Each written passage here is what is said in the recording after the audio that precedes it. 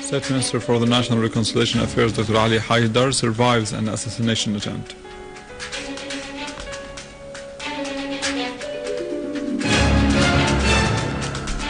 Syrian Arab Army units continue operations across Syria.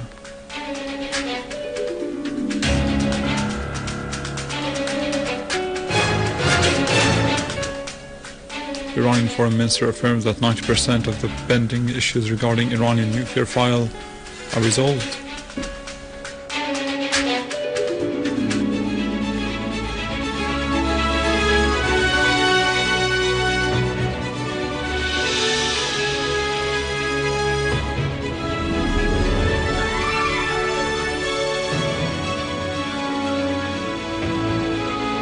Good afternoon, this is News in English from the Syrian Arab Television in Damascus. The press office at the cabinet announced that State Minister for National Reconciliation Affairs survived an assassination attempt on Masyaf-al-Qadmous road. The Syrian Arab Army units repelled terrorist attempts to attack Al-Kindi hospital and killed scores of terrorists in several areas in Aleppo.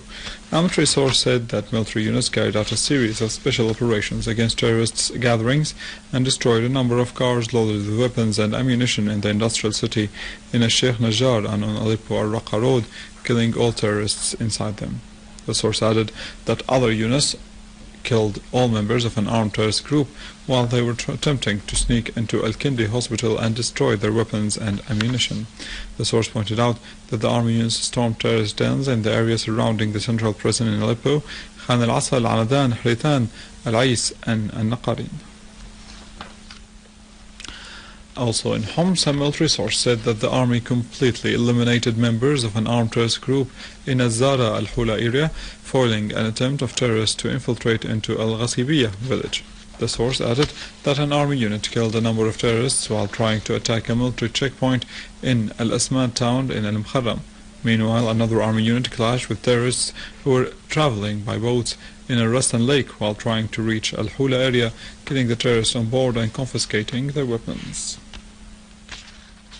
In Damascus countryside, a unit of the armed forces targeted a terrorist den in Al-Halala area near Qatana and seized huge amounts of explosive devices.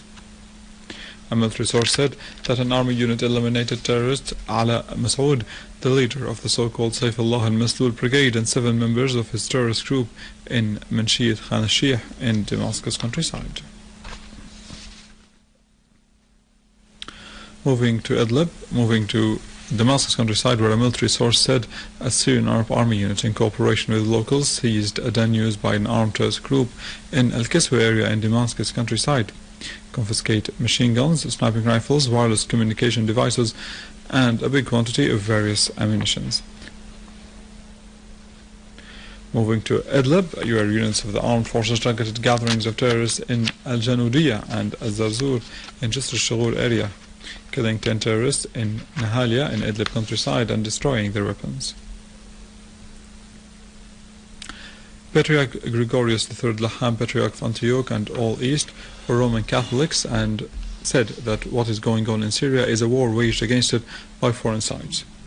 Patriarch Laham stressed in an interview published by the Czech literary magazine that the main problem in Syria now has to do with the presence of more than 2,000 armed groups whose identities are unknown, adding that these groups spread chaos and constitute a source of extremism that Syria is facing. Laham pointed out that the attack launched by the terrorist groups on Malula town constituted a defeat for the word conscience.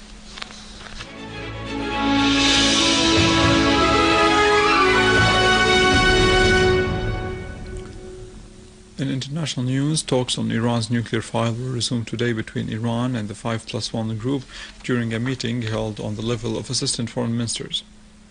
Members of the Iranian delegation, Abbas Araghchi, said in a statement prior to the meeting that there were still 2 or 3 points of differences, but the two sides were coming closer to reach an agreement. Earlier, Iranian Foreign Minister Mohammad Javad Zarif announced that more than 90% of the issues have been resolved, asserting that the right of uranium enrichment is an unalienable right and that it would be stressed on in any solution to be reached in the talks. Egyptian Foreign Ministry spokesperson Badr Abdulati said that Egypt withdrew its ambassador from Ankara and considered Turkish ambassador as a persona non grata. Egyptian Foreign Ministry held current Turkish government responsible for the deterioration of the relations between Egypt and Turkey, which prompted Egypt to adopt this step. Abdulati said that the decision came following the recent statements of Turkish Prime Minister Recep Tayyip Erdogan and his demand for releasing the ousted President Mohamed Morsi and Turkey's hosting of international conferences of the Muslim Brotherhood.